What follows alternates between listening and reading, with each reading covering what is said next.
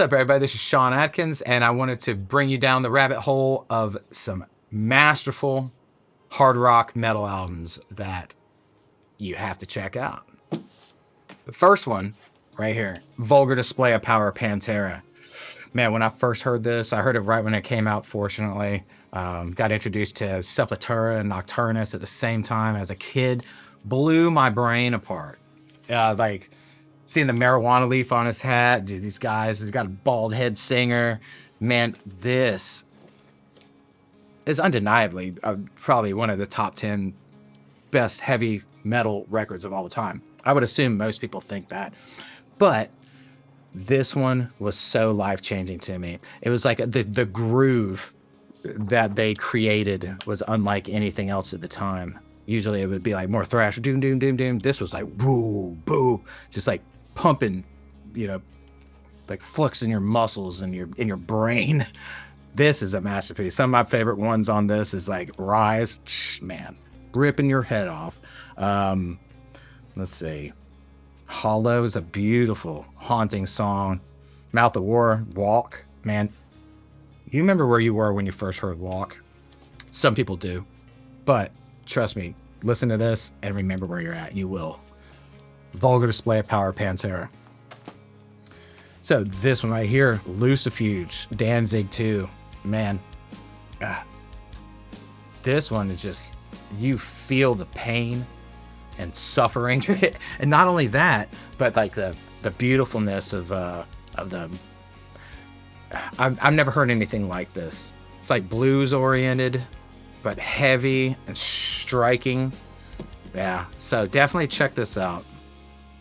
My favorite Danzig album right here, Lucifuge, Danzig 2. This one right here, me and my brother, we used to listen to every day. And Somewhere in Time, Iron Maiden. We got this back in like 99, and we got the tape, and we just bonded over this. This is one of those ones that go really deep with me. The like Stranger in a Strange Land, my favorite song on this is the Loneliness of the Long Distance Runner. Man, that solo just makes me ball up. I'm about to cry every time just thinking about it. But this whole album is a masterpiece. And I get people coming into the record store all the time like, it's always one of the things. What's your favorite Iron Maiden album? Everybody says this, that, and the other thing. It's always this. Sometimes people are like, what? But it's understandable. But this one, whew, Somewhere in Time. Okay, so I got introduced to Motley Crue in '89 when Dr. Feelgood came out, and I couldn't believe how incredible that was. And then I heard this not too long afterwards, and this one was just raw dog, and it's just cutthroat. Every song is a pop song that's heavy and just jarring and just so sharp. This is so cool because this was basically a demo that they didn't spend too much money on it, but they killed it right off the bat, just like the old school Black Sabbath stuff. They went into the recording studio, recorded it for 11 hours, and okay, there's our album. That was sort of what this was, man. One of my favorite guitar players, Mick Mars. Yeah, definitely one of my favorite guitar players. Find a solo that doesn't work for the song. He's a master. Okay, the next one, man, I remember when this one came out, as they already put out 2 records beforehand, and they were just heavy, heavy, heavy, heavy. And then this one came out, and people are like, I can't believe that they put that out, and people are saying they sold out or whatever. No, this is where they came into themselves. Man, this Slipknot Volume 3. Man, this is crazy. Heavy, disturbing, like gorgeous, like chill melodies. It brings you through a whole, this is a movie. If you close your eyes, I guarantee you'll come out in a different mind state. You'll understand what this is about. You can feel it. I was so happy to hear this. Yeah, so, yep. The Splinter Verses. Okay, this one's my favorite album to skate to. Man, Static X, Wisconsin Death Trip, every song just boom, and it just doesn't let you down. It just keeps you. And once it starts, you just roll through it, and you'll come out the other side being like, yeah, I want another turn. It might take you a second to want to listen to it again because you'll be so like in such a great mood. It's a lot to take in, put it that way. You'll probably throw on some Metallica or something like that, calm you down a little bit. This one's just straight through. So yes, songs like, let's see, Blood for Days. I really like that one. Fix, Wisconsin Death Trip. And this whole thing is just a masterpiece. Especially if you skate, crank that, see what happens. You'll be doing stuff you didn't know you were supposed to do, or that you could do. You'll be making up some tricks. This goes back with me because we used to bring them into Fayetteville all the time, Stug Mojo. So we used to follow them around and just hang out and party, and like my good friend Bones, is one of my favorite lyricists. It's hip hop, but it's heavy, and they're sort of the first ones to sort of like branch out off onto that. This one right here is the first album, and it's called Snappin' Necks. Man, the lyrics on this is just incredible.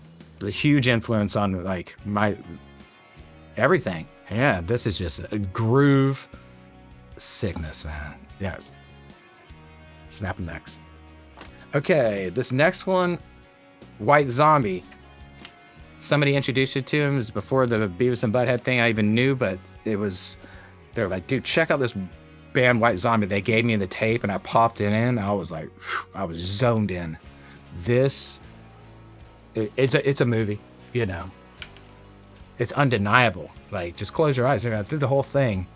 And I'd be interested to see what you actually think the movie's about in the comments below, man. Like, check this out. This is something else.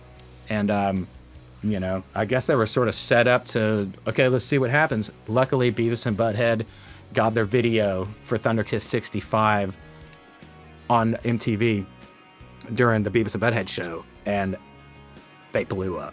And thank God they did, right? Because, Rob Zombie, he's the man. He does like all the art, the lyrics, this is great, yeah. So this one, I was in a record store when I was 9, and I went up to the record store guy. I was like, I've heard about Suicidal Tendencies. Which one should I buy?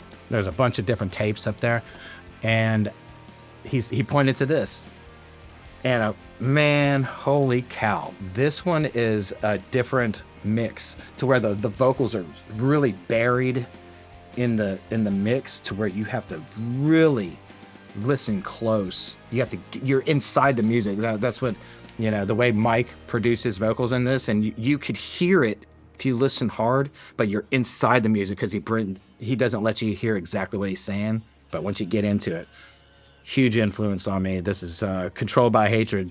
Feel Like Shit, Deja Vu. Incredible. Check this record out, man. Whew. And not only that, one of the best songs ever written, How I Laugh Tomorrow. Okay, then the last one, I got this tape back in 91, and I didn't know what it was, but I saw Satan on there, and I was like, well, I got to check that out. I couldn't believe what I was listening to. My young mind trying to wrap my head around, like, Caught in the Middle, just like this addictive song that's just like you're gonna keep singing it over. And then, man, I'm about to say, Don't Talk to Strangers. That one right there, that really eats at the kid in you, and this is a real album. It's like Rainbow in the Dark. I mean, Holy Diver. I mean, I could keep going, but this one, how you've probably seen this, and you've probably heard of Dio, Ronnie James Dio. This is his first solo album, and some of the best players in the world are on this. So definitely pick this up. So tell me what your favorite metal hard rock album is that really just like took you by the balls. Put it in the comments below, and I'll talk to you next time. Keep watching the video and content. Love y'all. Later.